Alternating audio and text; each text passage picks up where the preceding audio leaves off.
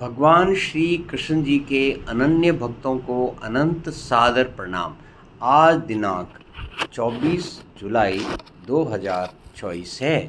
आओ हम सब मिलकर श्रीमद् भगवद गीता के अध्याय 2 में श्लोक 48 का ज्ञान अमृत आनंद पूर्वक ग्रहण करें, मंथन करते हुए।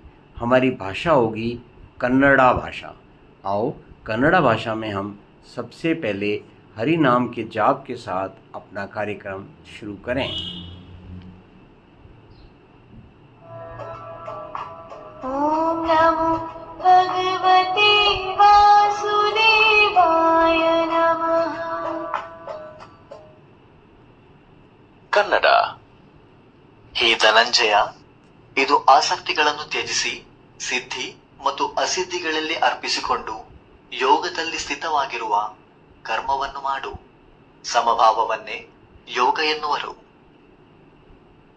आओ अब इसे मूल संस्कृत भाषा में ग्रहण करें। योगस्थ गुरु कर्माणि संगं त्यक्त्वा धनञ्जय सिद्ध्य सिद्ध्योः समो भूत्वा समत्वं योग उच्यते।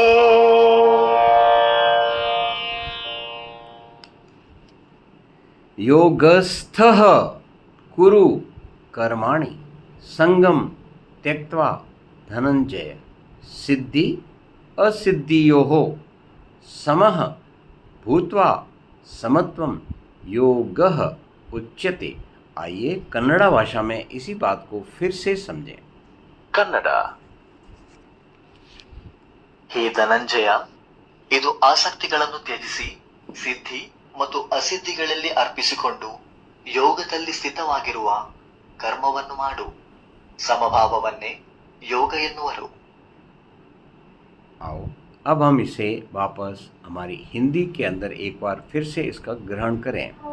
हे धनंजय, तू आसक्ति को त्याग कर सिद्धि असिद्धि में सम होकर योग में स्थित हुआ कर्म कर।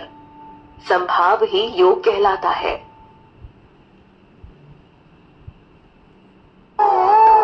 आसक्ति सब तज सिद्धि और असिद्धि मान समान ही। योगस्थ होकर कर्म कर है योग समता ज्ञान।